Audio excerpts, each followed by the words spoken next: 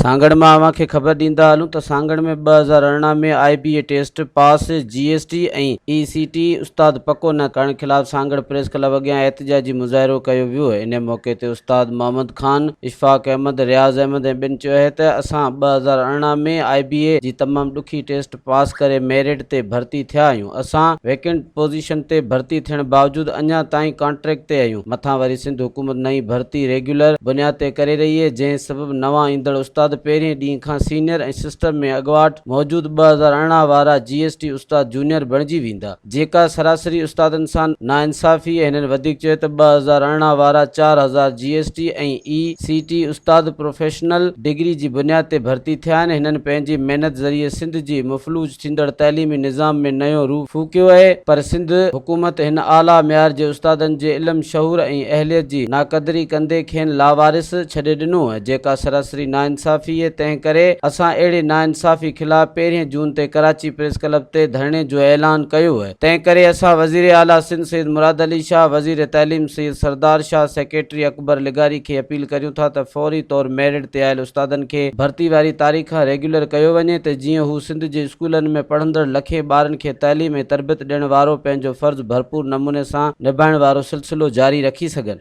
2013 में taste qualify कर आए हैं।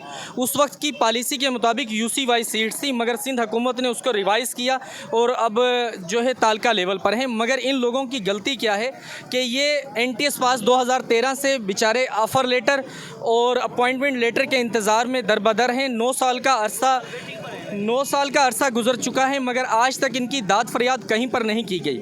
सही है। मैं सिंध हुकूमत से ये भी दरख्वास्त करता हूँ कि खुदारा जो मेरिट पर आए हुए असातिज़ा हैं उनके बारे में सोचा जाए और उनको उनका हक दिया जाए। Thank U. 2013 हमारा ये मुतालबा है कि हमारे पास बहुत सारी प्रूफ्स हैं NTS वालों के, जो उन्होंने पॉलिसी में चेंजिंग किए बगैर हमारे एतमाद में लिए। तो इतनी पॉलिसीज़ आप जब अब चेंज कर रहे हो, बार बार चेंज कर रहे हो, तो NTS वालों के लिए क्यों नहीं? क्या NTS एक ऐसा इदारा नहीं है जो वहाँ के टीचर्स जिन्होंने कैंडिडेट पास हैं वो उस पर डिज़र्व करें सीट्स पे? तो अब आप पॉलिसियाँ चेंज कर करके फेलोर को ऊपर ला रहे। जो पास हैं क्या उनका हक नहीं है? हम इतना अर्सा इसलिए खामोश थे कि सीटें शो नहीं करवाई गई थी। अब सीटें शो करवाइए तो हमारा हक हमें दिया जाए। हमारा प्रोविंस लेवल पे है। आगे हम अगर हमारे मुतालबा नहीं माने गए तो हम अपने एहतजाज का दायरा बढ़ाएंगे। बहुत शुक्रिया। मज़ीद ख़बरनि ऐं तफ़सीलात लाइ विज़िट कयो असांजी वेबसाइट www.awamiNewsHD.com ऐं ॾिसंदा रहो अवामी न्यूज़ HD।